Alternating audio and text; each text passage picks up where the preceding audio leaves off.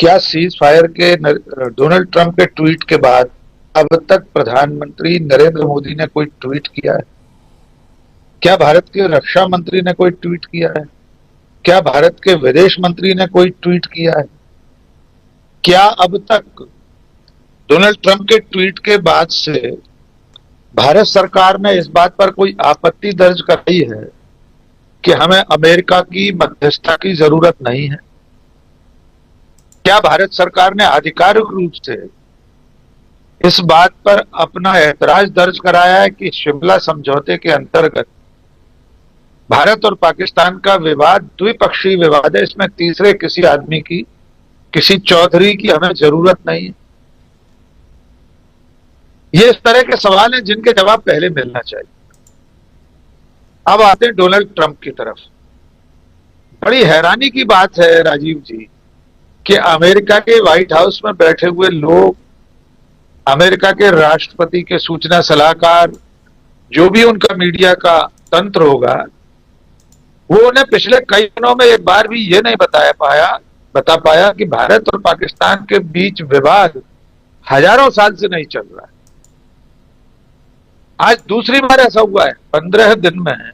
Donald Trump ने दूसरी या तीसरी बार लिखा है, तीसरी बार, बिल्कुल बिल्कुल आप सही करें, तीसरी बार, कि भारत और पाकिस्तान हजारों साल से लड़ रहे हैं।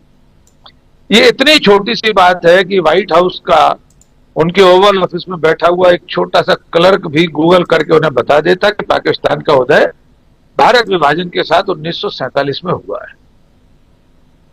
ये इतनी मूर्खतापूर्ण बात है कि अमेरिका और भारत दोनों को चिंता करनी चाहिए। कम से कम विदेश मंत्रालय उनसे इतना तो कह दे, चलिए कश्मीर पर हम आपकी बात मान लेंगे, आपको बिठा लेंगे बीच में, लेकिन कम से कम ये तो मत कहिए कि हजारों साल से चल रहे हैं। कहां 80 साल का वक्फा, कहां हजारों साल तो सिंधु घाटी सभ्यता के समय में पहुंच जाएंगे। अब आते हैं इस बात पर कि आखिर डोनाल्ड ट्रंप एक तरफा सारे ऐलान कैसे करते चले जाते हैं? कोई और भी इसमें शामिल है क्या? बहुत कम लोगों की नजर उस बात पर गई, आप सबकी तो गई, आपने भी उसका जिक्र किया था शायद, कि सऊदी अरब का एक मंत्री भारत में था, एक पाकिस्तान में था। शायद वो प्रधानमंत्री यहां थे और विदेश मंत्री पाकिस्तान में थे। उनकी क्या भूमिका हो सकती है? सीज फायर की शर्तों में कहीं न्यूट्रल प्लेस पर,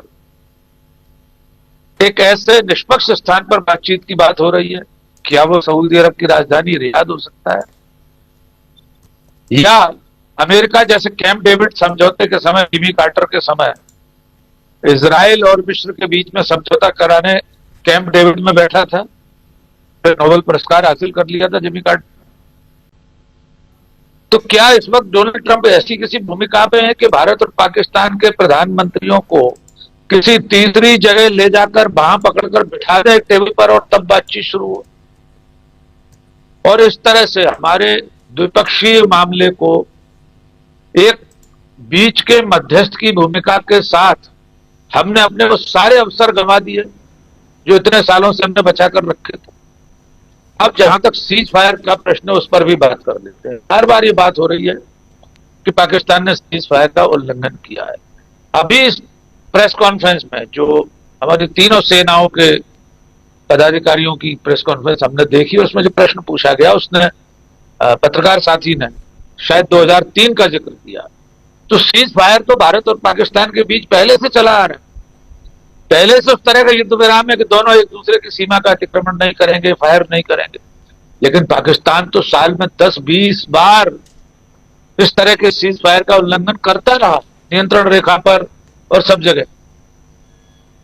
इसके बावजूद हम ये मानने के लिए तैयार हैं कि परसों सीज फायर की घोषणा के बाद कल पाकिस्तान ने उसका लगातार उल्लंघन किया है। तो क्या अब हम अमेरिका से चिरौरी करेंगे कि देखिए आपने हमारी लड़ाई रुकवाई थी, गले मिलवा दिया था, शेक हैंड करा दिया था? तो क्या हेडमास्टर की तरह अब हम अमेरिका से विनती करेंगे? या हमारा ऑपरेशन अब भी जारी है, जैसा कि लगातार विदेश मंत्रालय और सेना कह रही है, ऑपरेशन जारी रहना चाहिए। अगर पाकिस्तान की तरफ से ऐसी हरकतें हो रही है, कौन इससे इनकार कर सकता है?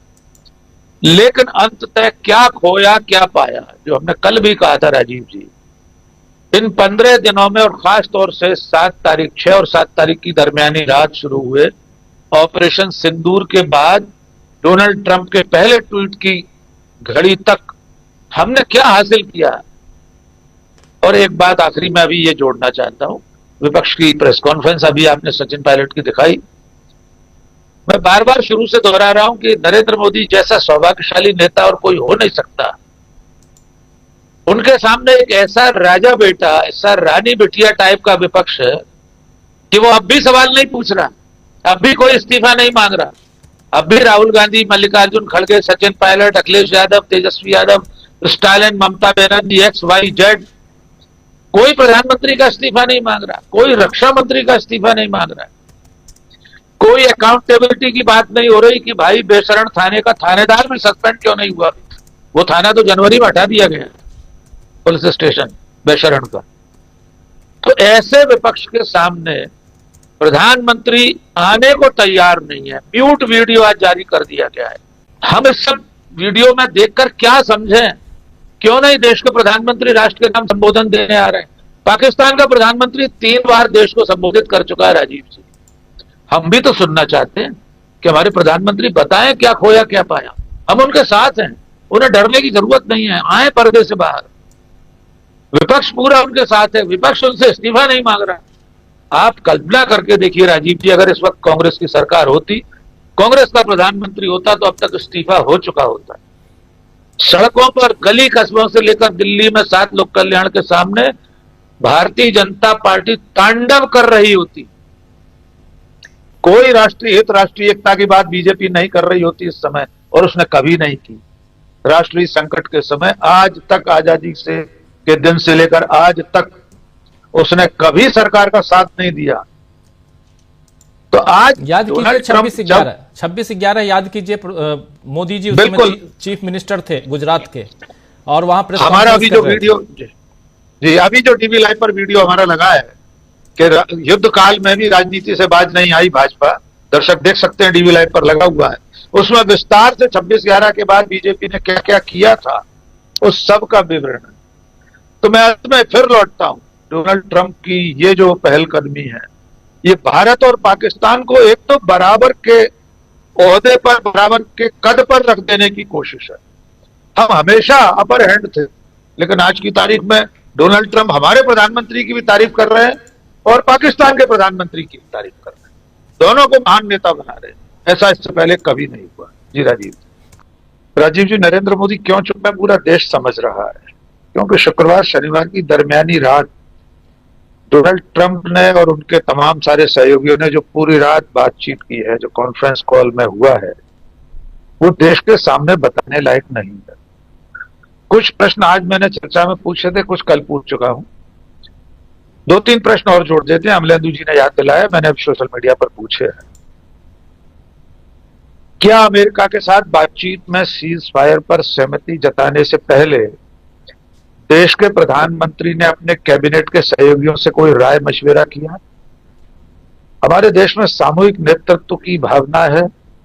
हमारी लोकतांत्रिक प्रणाली में प्रधानमंत्री कोई तानाशाह नहीं है कि वो अकेले फैसला कर दे। क्या कैबिनेट कमेटी ऑन सिक्योरिटी, जो CCS है, उसकी कोई बैठक हुई? क्या तीनों सेनाओं के अध्यक्षों और CDS ने सीज फायर पर कोई सहमति दी? उनसे उनकी राय ली गई? उनमें से किसी एक ने डिसेंट वोट अपना जताया कि सीज फायर नहीं करना चाहिए? ये ऐसे सवाल हैं जिनके जवाब शायद रहती दुनिया तक कभी नहीं मिलेंगे। अब लगातार प्रशांत जी, जयशंकर जी, अमलेंदु जी और आप भी, हम सब लोग जिक्र कर रहे हैं पूर्व प्रधानमंत्रियों का। हमने कल लाल बहादुर शास्त्री और इंदिरा गांधी का जिक्र किया था। थोड़ा सा 1.5-2 मिनट का समय चाहूंगा राजीव जी। पंडित जवाहरलाल नेहरू के समय चीनी हमले का 20 अक्टूबर 1962 को चीन का हमला हुआ और 31 नवंबर युद्ध समाप्त हो गया। 1 महीना 1 दिन वो युद्ध चला था। हमारी हार हुई, उसके कारणों में नहीं जाएंगे, लेकिन उसके बाद क्या हुआ वो देखिए।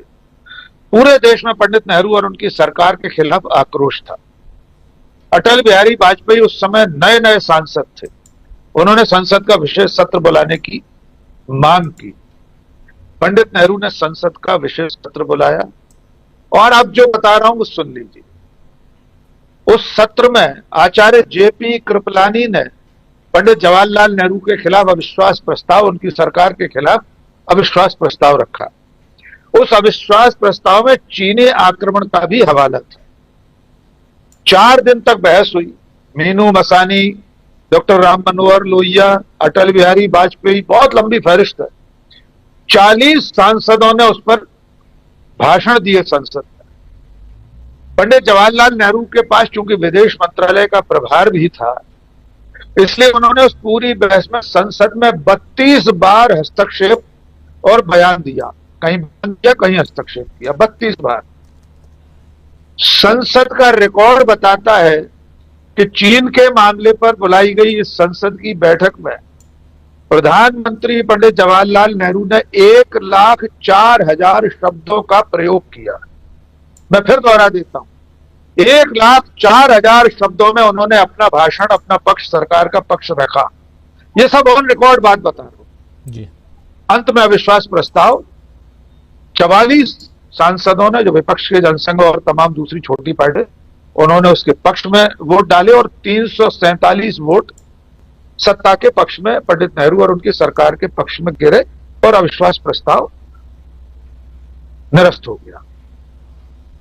अब आप तुलना करके देखिए, कहां एक प्रधानमंत्री पराजय के बावजूद संसद का सामना करता है, विपक्ष के नेताओं का जवाब देता है, 4 दिन तक लगातार ट्रेजरी बेंच पर बैठकर अपनी आलोचना सुनता है। न केवल विपक्ष के सांसदों बल्कि अपनी पार्टी के सांसद महावीर त्यागी जैसे व्यक्ति की खुद की के द्वारा की गई खुद की आलोचना सुनता है, जिसमें वो चर्चित बात है कि मेरे सिर पर बाल नहीं है तो क्या मैं इसे कटवा दूं, जब उन्होंने कहा कि नेफा में तो घास भी नहीं उगती। एक वो दौर था लोकतंत्र का युग, जहां प्रधानमंत्री इतनी बड़ी पराजय के बावजूद संसद का सत्र बुलाता है, विपक्ष और अपनी पार्टी के आरोपों को झेलता है, उनके जवाब देता है। और अब ये लोकतंत्र का कलयुग है, जिसे अमृतकाल कहा जा रहा है, जहां प्रधानमंत्री पर्दे में छुपा हुआ है। 15 दिन से एक बयान नहीं दिया इतनी बड़ी घटना पर। चुनाव की सभा में चले गए, सोशल मीडिया के किसी संगठन की कार्यक्रम में चले गए, और भी कार्यक्रमों में जा रहे हैं, लेकिन देश उनसे जिस विषय पर सुनना चाहता है उस पर 4 शब्द नहीं बोले हैं। कहां 1,04,000 शब्द और कहां नरेंद्र मोदी के 4 शब्द भी नहीं। हमारे कान तरस गए प्रधानमंत्री की तरफ से सीज फायर पर कुछ सुनने के लिए। देश टकटकी लगाए देख रहा है कि कब प्रधानमंत्री 8 बजे टेलीविजन पर आए या मन की बात में, आज तो इतवार था, मन की बात में ही कुछ कह दें, लीची, आम, अमरूद की तारीफ करते हुए कुछ न कुछ इस पर सीज फायर पर बोल दें, लेकिन वे सामने नहीं आ रहे। तो मुझे भरोसा नहीं है सचिन पायलट या कांग्रेस की जो मांग है कि संसद का कोई विशेष सत्र वे बुलाएंगे और वे खुद उसमें मौजूद रहेंगे। निशिकांत दुबे जो कह रहे हैं वो कितना अलोकतांत्रिक है, कितना लोकतंत्र विरोधी विचार है कि अगर संसद का सत्र होगा तो सरकार की आलोचना होगी, पाकिस्तान में लोग सुनेंगे, दुनिया में सुनेंगे। क्या भारत में जो कुछ हो रहा है इसके बारे में पाकिस्तान या दुनिया को कुछ नहीं पता? क्या हम किसी ऐसी अंधी गली में रहते हैं? क्या भारत आयरन कर्टेन में है कि दुनिया को पता ही नहीं है कि भारत में क्या हो रहा है? सीज फायर घोषित हो गया अमेरिका की तरफ से, दुनिया को नहीं पता। तो मैं समझता हूं हम सबको ये उम्मीद करनी चाहिए कि प्रधानमंत्री देश के सामने आए और जो सवाल हम सब लोगों ने पूछे, जो सवाल देश पूछ रहा है, उनके जवाब दें। सवाल तो पूछेंगे, जवाब उन्हें देना पड़ेगा, आज नहीं तो कल।